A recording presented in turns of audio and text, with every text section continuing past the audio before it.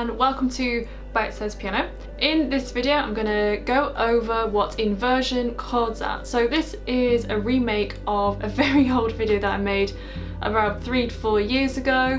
My videos have obviously come a long way since then, so I'm going to remake it today, and it's a very important topic. I still receive comments about the way I've played a chord and questioning the name of the chord even though the notes are in a different order, so I'm going to go through that with you today. So if you are still playing all your chords all the time in root position, this video is for you. I've done so many videos now about chords, different ways to practice them, formulas to work out chords, ways to embellish chord progressions to make them more exciting, so you really should check out the playlist that I've linked in the description and the pinned comment below. There's a whole lot of information in those videos that you would really benefit from knowing. Let me know in the comments if this video helps. I do enjoy talking to you all. So let's just get into it. We'll go to the piano now. So I'm going to explain what inversion chords are for those who don't know. So let's take a really simple triad. So a triad chord, a tonic triad, is the technical name for a chord. So this is C major, C, E, G, because they are the first, the third and the fifth notes from the scale of C major. So these three notes are unique to that chord. You could play these notes in any order,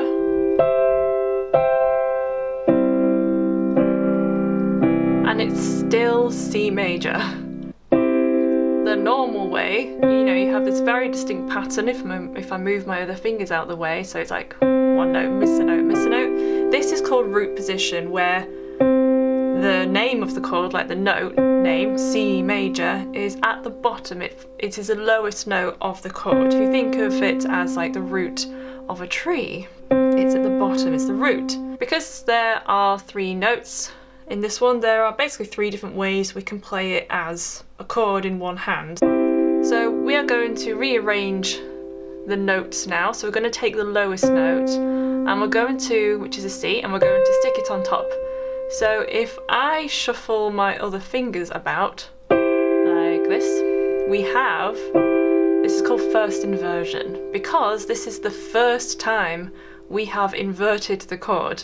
So this is first inversion, root position, first inversion. Now if we do the same thing again, taking the lowest note, which is now an E, and playing it on top, if I shuffle my fingers around and move my other ones out the way, we have second inversion, because it's the second time that we've inverted the chord. So root position, first inversion, second inversion, and then back up to root position, but of course an octave higher. So if we play like a C or octave Cs or something in the left hand,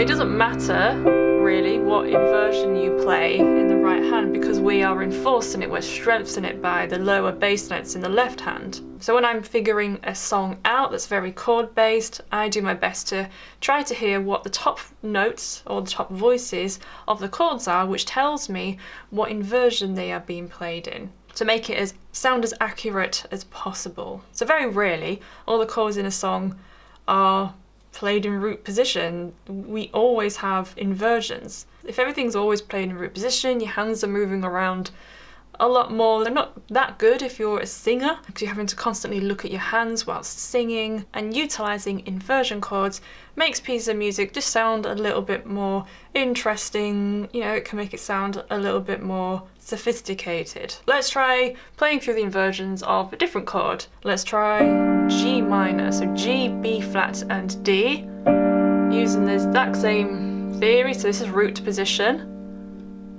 I'm now going to play the G on the top, first inversion, second inversion, back to root position. So you could just pick some random chords and try playing through the inversions. So let's have a look at an actual chord progression then, and the different ways that we could interpret these chords and play them. So if we take a really simple, very common chord progression, so we'll have A minor, F major, C major, and G major. So it's your 6, 4, 1, 5. Very, very, very popular chord progression. It should sound very familiar to you. I was playing all the chords in root position there. See how much my right hand is moving about? It's moving about all over the place. So let's take this chord progression then. We can just start with the A in root position. So the next chord is going to be an F major.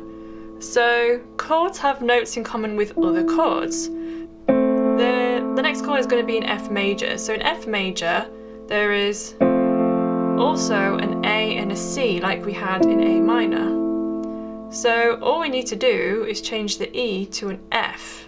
So we're literally just changing one note. Obviously the bass note needs to change as well. So we have now, obviously you can just use whichever fingers feel most comfortable. And then the next chord is going to be a C major. The best way probably, my middle finger's already on the C, I can just pivot these two down one, and now I have C major second inversion. So we have A minor root position,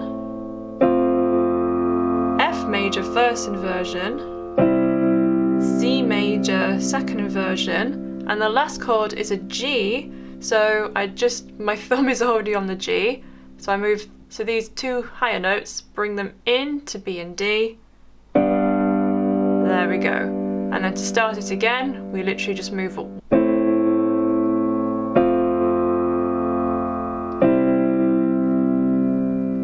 For the G major, you could even just use your different fingers, use alternating fingers, which again I have a whole video about linked below.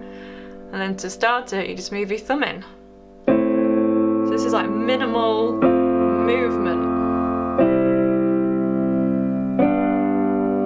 So let's do the same chord progression, same notes. So again, we're really just focusing on the chords in like the right hand and just playing the bass notes in the left hand just for now. Let's start the A minor in a different inversion. Let's start it here. Let's go a bit higher so we have more brighter sounding chords.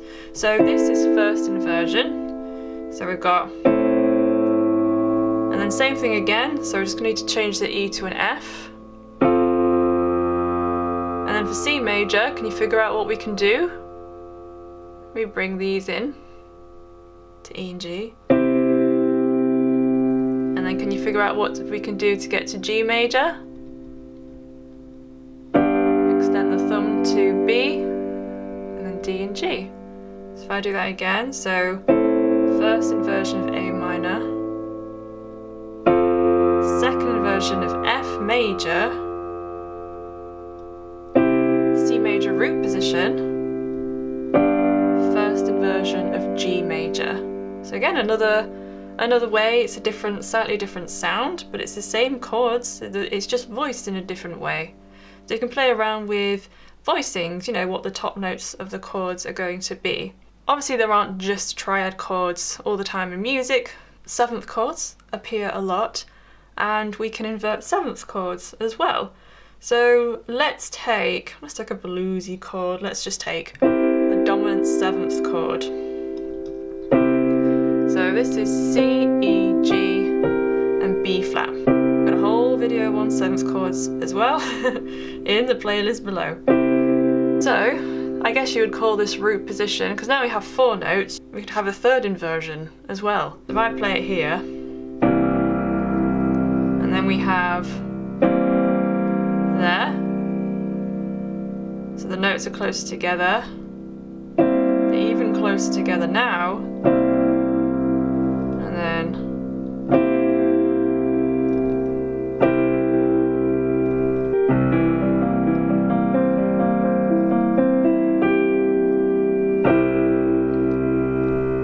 So again, just taking the lowest note, sticking it on top, so they're all swapping. If you're writing a piece of music, don't just play everything in root position. Have a play around with chord inversions. If this is too much of a stretch for you, this 7th chord, you may want to play it like this instead.